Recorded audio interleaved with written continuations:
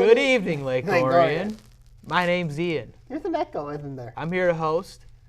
He's not a good host. Host with the most. He's not a good host.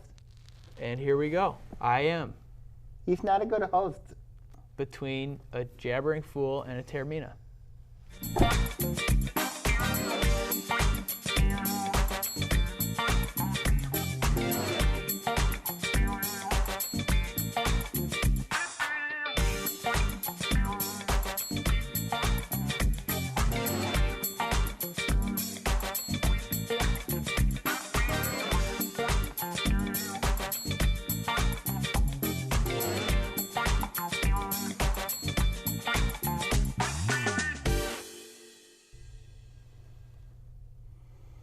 You look scruffy with that look. Thank you. You don't look clean. Thank you. You know what? You're going to be happy. Your Kansas City Royals lead the AL Central. Yeah, you are. Yeah, you Is are. this how we're going to start it off? No. Are you going to put me in a bad mood right away? Hey, the Tigers lost again, the Angels. Is this how we're going to do it? You want to go? Yeah.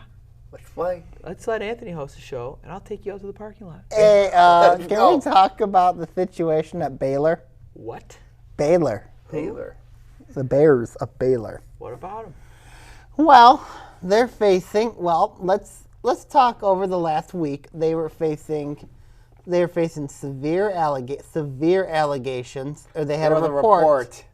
A report came out That they were hiding things. that they were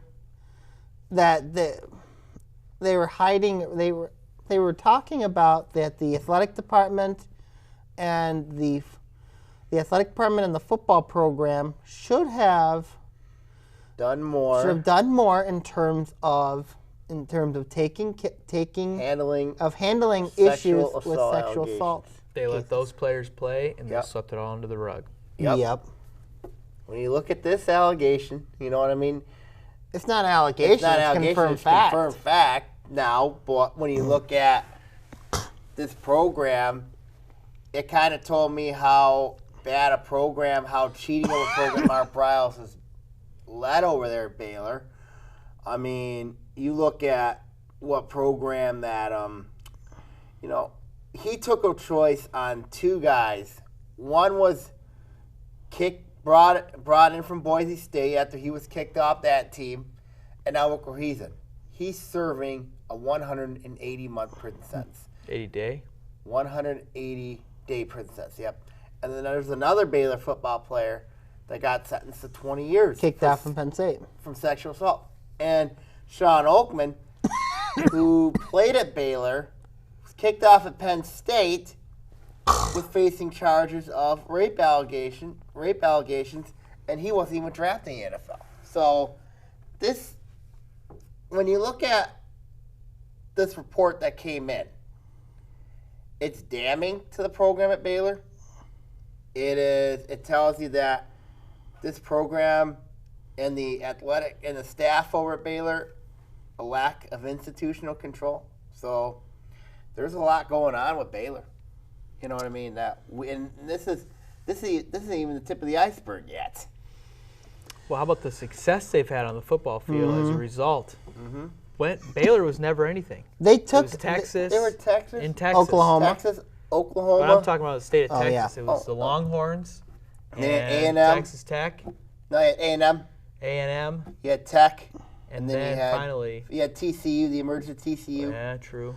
And You then look at the situation that occurred. I know coaches take a lot of second chances in players that have really struggled and messed up. Yes. Coaches do. Art Briles took a chance on these two players, and without, it seemed like he knew what happened, but he didn't do anything. He knew. Well, he knew because He didn't do anything. He enabled this behavior to happen. He encouraged, or I won't say encouraged, but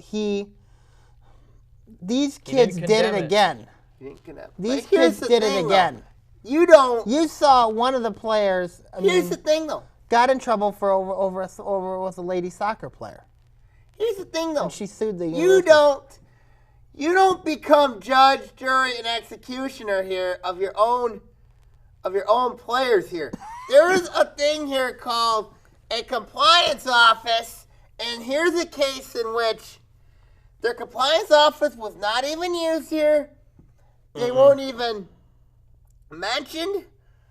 I mean, every office, there's a Title IX coordinator at every university, and I don't know what happened over there at Baylor. I don't know why they didn't use their Title IX coordinator properly. They didn't use their compliance office accordingly. You know, these football coaches should be held accountable for these players because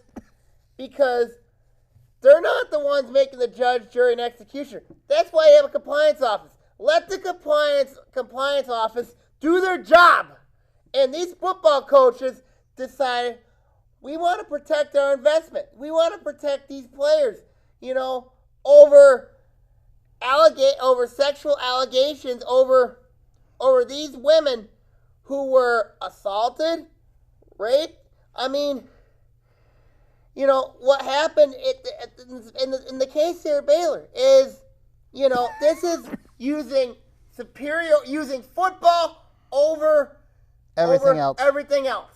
And this has been a culture that's been going on, I think, for a few years now. And it's unfortunate, you know, that football is ruling everything right now. And Look it's at not Penn right. State. Look at Penn State. Look at Penn State with their scandal. You know what? Even SMU got the death penalty for this. Ian, we did talk about this. Penn State should have got the death penalty in the Jerry Sandusky scandal. Yeah. Baylor here should get the death penalty here because of these allegations. They should. It's because but the NCAA won't risk it after NCAA won't risk money, and also because of they've seen the death penalty happen before and they've seen the impacts of it. True, but let's look at what the crimes are. If you want to talk Penn State, if you want to talk Baylor, these crimes are jailable offenses. And they are permitted to continue to play and make money for the school. That is clear violation of not only NCAA regulations, federal law. It's decent moral humanity, and federal law. It's sickening the things they did. It's federal law because they violate Title IX. Well, it's all pretty dark and nasty, and the fact that they're allowed to continue to make money for the school. And how about this? If you don't give the school the death penalty, all that profit, all those funds, you know what? Actually, that's just not even. But they're not paying anybody. They're not feeling it where it hurts. Penn State, what are they? Scholarships are banned, bowl ban. Yeah, bowl bans. But if you think about the death penalty, you're basically got to shut your program down for a year or 2 years. Because you look at, you don't have any money, no money given out. I mean, basically the death penalty means you're done as a football program. Look what happened to SMU. SMU was basically a doormat for about nearly 15 years after the death penalty.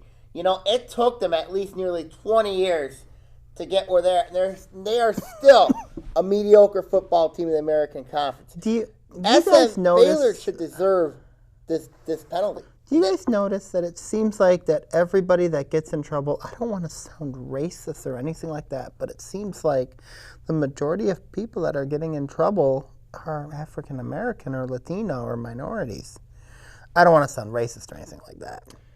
We should address that when we come back. Okay. We can keep going. We'll be right back. When I'm in Lake Orion and I want to catch up on sports, I watch Between Taorminas.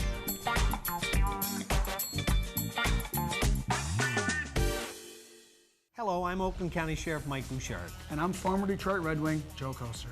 We'd like to remind you to practice safe boating by knowing the laws regarding water safety. Please make sure you have the necessary safety equipment on board and be sure all of your equipment is working properly before leaving the dock. And the probability of being involved in a boating accident nearly doubles when alcohol is involved. Always check local weather conditions, and if you notice darkening clouds, play it safe. get off the water. Have a safe, enjoyable summer on the lake. Welcome back to Between Taorminas here on ONTV. Just picking up where we left off. I apologize. I'm sorry. Well, no, it's fine. I really do. There's a lot of different ways we could take this one, but the underlying issue is this is a systemic problem. The whole system. The whole system. And this is why I've been calling for the death penalty. Right. Because you look at, and let's not forget, 2003, that Baylor men's basketball team covered up a murder investigation. One of their basketball players murdered a teammate. Head coach covered it up. Head coach I thought who should have been in jail, I don't know what, he ended up getting fired, but with Dave Bliss, and Baylor was slammed with sanctions. You look at it, in this case, Baylor here as a university, they've got caught twice. This is eligible for death penalty. Eligible.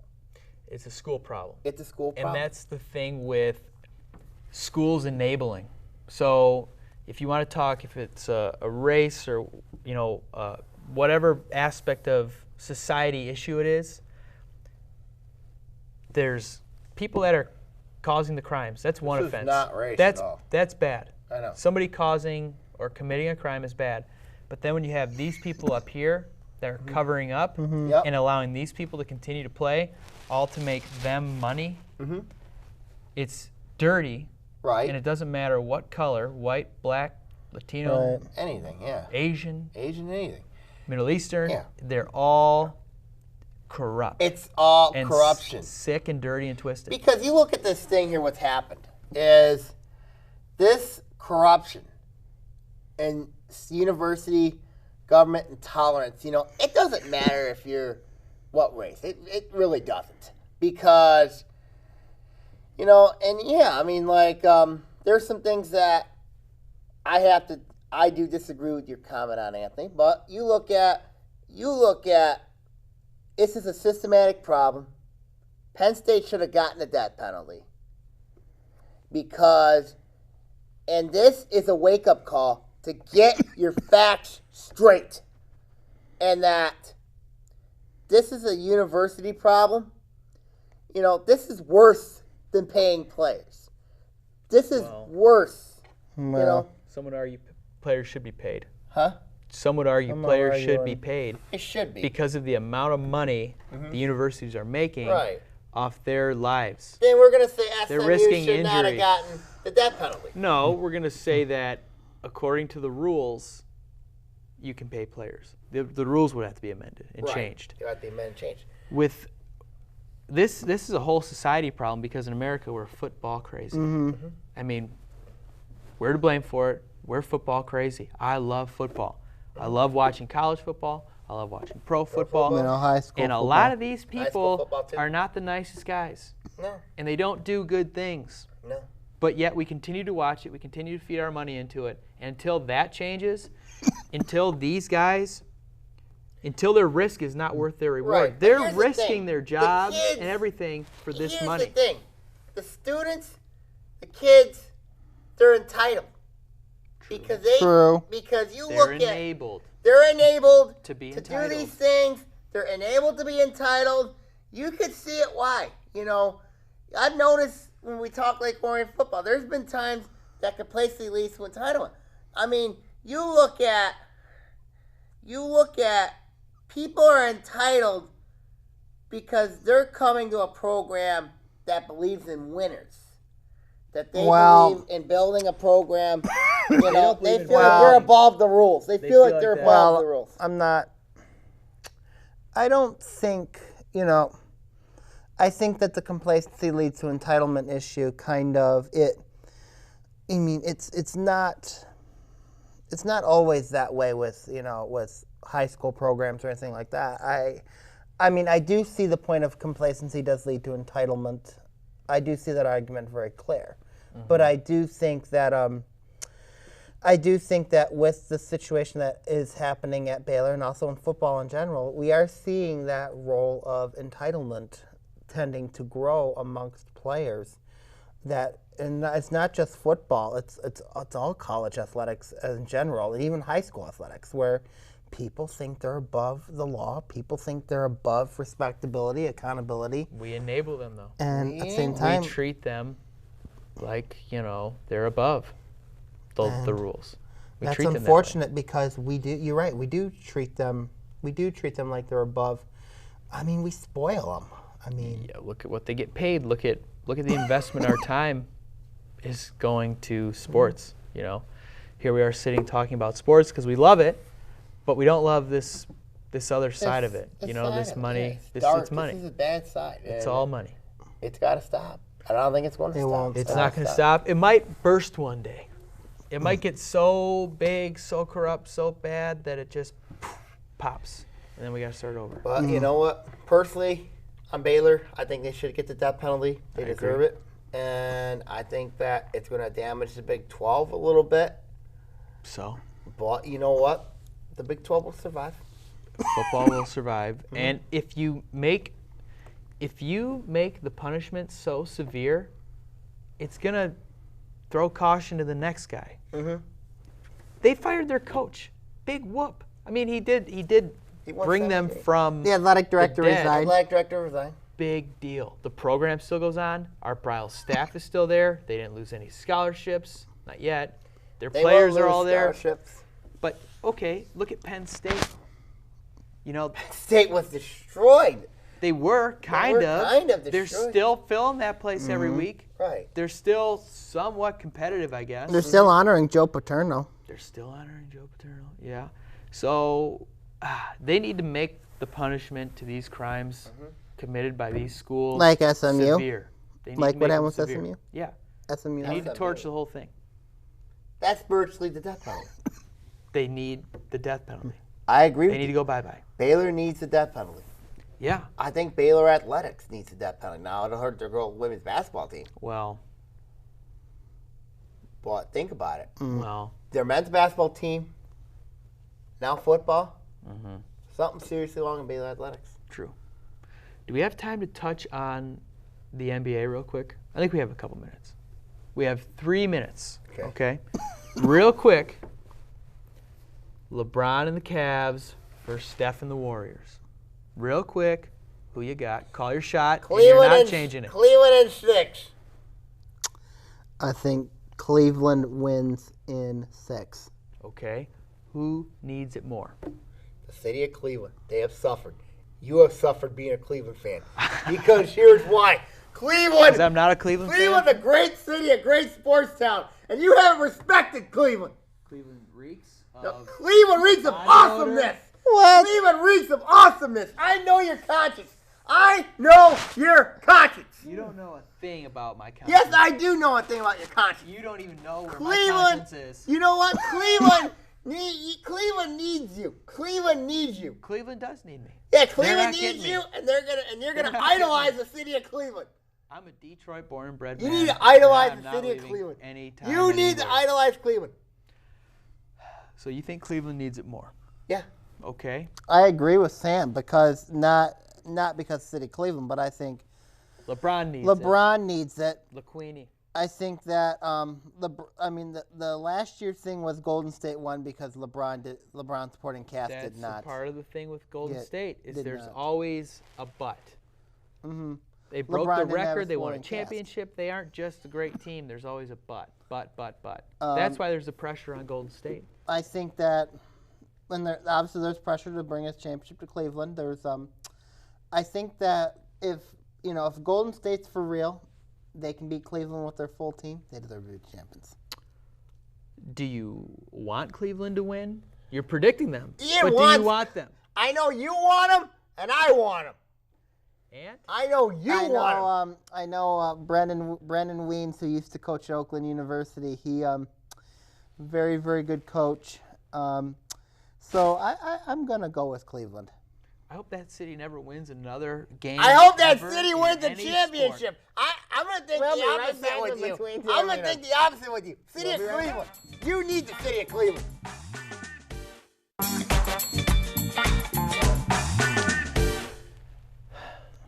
Welcome back, everybody. Can we try a new topic today? Yeah, we got Tigers the baseball. new topic Because is here's gonna why. be- Your Kansas City Royals lead the AL Central. Because you know why? Kansas City is for real. The Detroit Tigers are nothing more than a joke. They're overrated. They're nothing more than overrated. Because here's why. Because you look at this here, you have the Detroit Tigers, everybody's going all for joy. Hey, they're coming back. And all of a sudden they lose 2 in a row. They lose to the Angels, and they lose 3 in a row. They lose to the Athletics, and they lose to the Angels. I mean, you look at it here. But then you have a team in the Kansas City Royals who you idolize. They're the defending World Series champions. And, of course, deep down, you know you love the Kansas City Royals. You done yet? And your second team is the Chicago White Sox, who Hawk Harrelson, I had rumors that Hawk Harrelson would be coming here to BT to make your life happier. Don't touch me with those filthy Because he's Cleveland going to go like paws. this to you. He's going to go, stretch. You can't put on the ball. Yes, have mercy. I will slap the dentures right out of his head. And the Chicago White Sox, you know it, I know it, are going to take 2 or 3 from the Detroit Tigers. You are aware the Cleveland Indians are still in the race, too. Yes, and that is Ian's third favorite team, the Cleveland Indians. We know deep down the Detroit Tigers, they're not that good of a baseball team. They're not that good. Their starting pitchers, Mike Pelfrey's a disaster waiting to happen. Anibal Sanchez is overrated. Of course, Justin Verlander, he's been playing much better, except, and of course, Jordan Zimmerman's not the same pitcher as he used to be. And then, of course, you got, I like Michael Fulmer. He's probably their best pitcher right now. What? I'm not kidding you. And then they have no bullpen at all. They have no bullpen. None. You don't like K-Rod? No. I think you look at here, Brad Ausmus will be fired at the end of the year. Maybe. And your boy, G. Lamont, will be manager. Or better yet, Ron Gardenhire. Do you want to make a bet? Not better. Can I say something before You seem awfully confident. I am confident. You don't want to bet, though? No. Can You don't I wanna say owe me something 2 to bets? you two? Can I say something before you two go on your little spat and tirade towards each other? I want to talk serious baseball. I don't want to be yelled at for 10 minutes. All right. But my point is this. I'll be honest with you. The Tigers. Shut up. All right. I will be honest with you. The Tigers have not. I mean, you look at the Tigers are going on a tough road. Anytime you go out west, that's a tough road trip. They don't play well out west. Um, It's no excuse. Yeah, no excuse, But- Royals fan. But anyways, my point is, Tigers had a very good homestand. They played a very good home. They are getting some kinks fixed though, which is a good sign. Kinks are fixing. Kinsler's been playing great, He made a terrible error in Oakland. Yeah. right? But And you know, Cameron Maven. Whee! All right, shut up. You shut up. Cabret. I mean, you look at the question will be is can the Tigers find a true number 3? That's a good question. And And a 4 and a 5. They need to start winning games. Yes, they do. I mean they're right in the AL Central race right now. And they have an opportunity The to AL take Central advantage. race, they do. Kansas City is not that great right now. Chicago is They're on a losing dying. streak, yeah. Cleveland doesn't have Carrasco, doesn't have Brantley. The Tigers got to win, man. They got to win games. Cleveland, once Brantley and Carrasco comes back, Cleveland will be back in the thick of it. Tigers are done. They're finished. They have nothing. I think that yeah, you're right. And Tigers do have to start winning games. If they don't, then it's good. Then we're heading right back to the same similar situation where Ausmus deserves a lot of blame. Do you think though that Ausmus should have kept that third game the Tigers should have won? What, yesterday? Yes, Last night? they should have. Or yeah, yesterday. Yeah, they should have won. Excuse me. Even I they stayed up should've- late last night watching it for some reason. But even the game on Saturday, that felt a very winnable. But Ausmus made some stupid The decisions. Saturday game, leaving that Suphold guy in was a bit That's a bad puzzling. He needs to go to the minors. Yeah.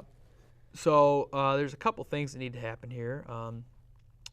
One is you got to move Pelfrey and Sanchez to the bullpen, and I don't even know how long Pelfrey can stay on this team. Pelfrey's done. He's not very good. He's not. But him and Sanchez both need to be in the pen. Sanchez, They're making a lot of money. I'd move Sanchez at least to the 5th starter. You're getting, it doesn't matter though, because he's pitching 5 innings and letting up 5 runs every time, just like clockwork. It's very hard to win after that. Because then you got to have your bullpen shut it down, and then you got to have your offense score 6 runs. And your bullpen is not that good. And it has struggled a little bit. It has struggled because you know why? K-Rod's been consistent. Because they're giving up runs in a heartbeat. K-Rod's been consistent saves He's wise. been very consistent. That's a good thing. He's the only good pitcher in that bullpen. Nobody else is good. Wilson's all right. Wilson's terrible. Both Wilsons are all right. They're terrible. They're not that good. You look at this Detroit Tigers bullpen. They don't match up well with Kansas City's. They don't match up well with Chicago's. And they don't match up well with Cleveland's bullpen. You're saying they match up well with the Twinkies? You know what do not matches up great with all those bullpens? What? The frickin' lineup. They can hit. They need to hit. Yeah, but once they get into a slump, you know what I mean? It happens. It's all over. It happens. They are going to get into a slump again, and it's all over. They might. They will. And it's I gonna still be, have faith, And though. the Tigers are going to be under 500. No. They're going to be sellers. No. They're going to be trading No. people. Maybe. Trading 4 people. And they're going to be, and you know what? Deep down, Deep down, you know you're scared. I'm That's not why you scared. won't bet me. You hope the Tigers make the playoffs. Do you want me? You're crying for it. Do you want to? And you think they might. Do you want to bet that? Do you want to bet that the? You want to bet the Tigers' playoff chances? Yeah, I do. I want to bet you. I accept your challenge. Wait, we have to come with some terms. Hold up. Yeah. Hold up, gentlemen. Before this gets over the top, out of the way, I notice a poll that comes out between both of you and Sam when you both fight. You are aware that you fight over the same old things every week when it comes to Tigers. Maybe. There's no creative direction here. What's going on with that? Are you? Let's talk about some educational programming. Back to the bet. Listen. Save the educational program for history now. But I'm saying to you right now is that, you know. Tigers, I'm going to bet you the Tigers make the playoffs. Yeah. That includes a wild card game. Okay. Does that include game 163? No. Okay, fair enough. So if they make game 163 or if they miss the playoffs, Yep. you win. If Yep. they make a wild card game or a division, they win the division, I win. I accept. What are the terms? Let's see here. Or what's the reward? Want to bet another dinner? Yeah, when am I going to get my first one? I haven't decided yet. I haven't got the money yet. You better make me something real good at Caseville. That's all I'm going to say. I'll make you something real good. And then after that, it will be Taco Bell. Yeah, you got a deal. I'll see you in October at Taco Bell. All right, before we head on out, guys, I do got to say a little a prayer on a serious note. Here at Between Taorminas, we'd like to give our heartfelt condolences to the family of David DeWitt Taylor and the Community Corner family. David recently lost his dad, and here at Between Taorminas, we wish the DeWitt Taylor family, the Community Corner family, and the ONTV family, our hearts and our prayers are with them at this time. And we at Between Taorminas are just giving our love to the Community Corner family. Perfect. Well said. All right, guys, this will do it for this week's episode of Between Taorminas. KC, that's you. All right, we'll see you soon. KC.